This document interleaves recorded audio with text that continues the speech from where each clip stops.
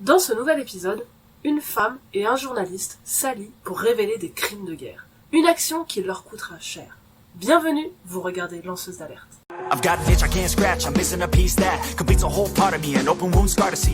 Everybody come here, gather round, welcome to the freak show, the best in town. What the hell's wrong with me?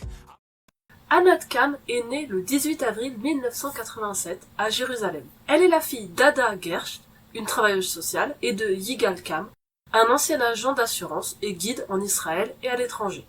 Elle a fréquenté la Hebrew University Secondary School, aussi appelée l'Eyada, une école secondaire semi-privée à Jérusalem-Ouest. Anat s'est intéressée au journalisme dès sa jeunesse, écrivant dans le journal local de Jérusalem, ainsi que pour la chaîne jeunesse du site web Wallah, l'un des principaux sites d'information israéliens. En juillet 2005, Anat commence son service militaire dans l'armée israélienne, des années qui marqueront sa vie à jamais. Pendant son service militaire en tant qu'assistante au bureau du commandement central, Anat a secrètement copié des milliers de documents classifiés, dont de nombreux documents confidentiels. Après avoir terminé son service militaire, Anat a copié les documents sur un CD et les a divulgués au journaliste israélien Uri Blau, afin de révéler des informations entachant la réputation de l'armée israélienne. Les informations issues de la fuite suggéraient que l'armée avait enfreint une décision de la Cour suprême d'Israël interdisant l'assassinat de militants recherchés en Cisjordanie, qui auraient pu être arrêtés en toute sécurité. En 2008, Uri Blau publie un rapport basé sur ces documents, qui affirmait que le commandement supérieur de l'armée israélienne avait planifié et effectué des assassinats ciblés de 3 personnes.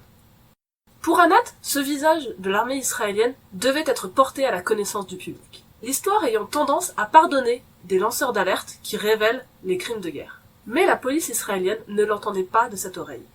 Elle obtient une ordonnance de non-publication interdisant aux médias israéliens de rendre compte de l'arrestation d'Anat et de ses motifs. Selon l'acte d'accusation, Anat a illégalement copié plus de 2000 documents classifiés pendant son service militaire au sein de l'armée. Sous la pression des articles parus dans les médias étrangers et de la presse israélienne elle-même qui n'appréciait pas d'être muselée, l'ordonnance de non-publication est levée. Et une inculpation est publiée accusant Anat d'espionnage et de mise en danger de la sécurité de l'État. Elle risque alors une peine de prison à vie.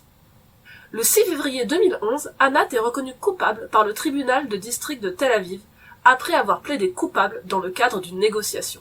L'accord de plaidoyer stipulait qu'Anat ne serait pas inculpée pour atteinte à la sécurité nationale, ce qui aurait entraîné une peine de réclusion à perpétuité en cas de condamnation.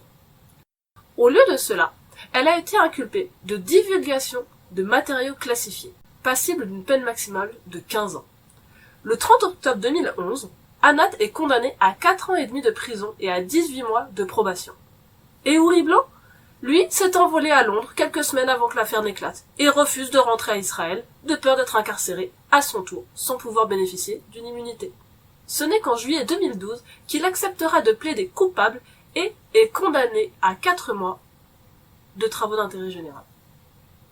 Lors du procès d'Anat, l'accusation a déclaré que la fuite de documents causée par la lanceuse d'alerte constituait une menace majeure pour l'État.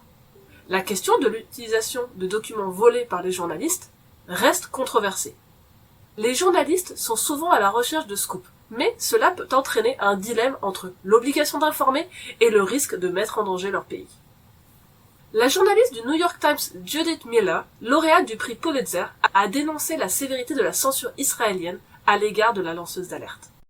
Merci d'avoir suivi cet épisode jusqu'à la fin. Lanceuse d'alerte, c'est un épisode par semaine, chaque jeudi. Donc pour ne rater aucun épisode, pensez à vous abonner. Ce format est financé exclusivement de ma poche. Donc si vous en avez les moyens et que vous le souhaitez, il est possible de me soutenir sur Tipeee. Le lien est en description. Restez à l'écoute, car dans notre prochain épisode, nous plongerons encore plus profondément dans les mystères des lanceuses d'alerte.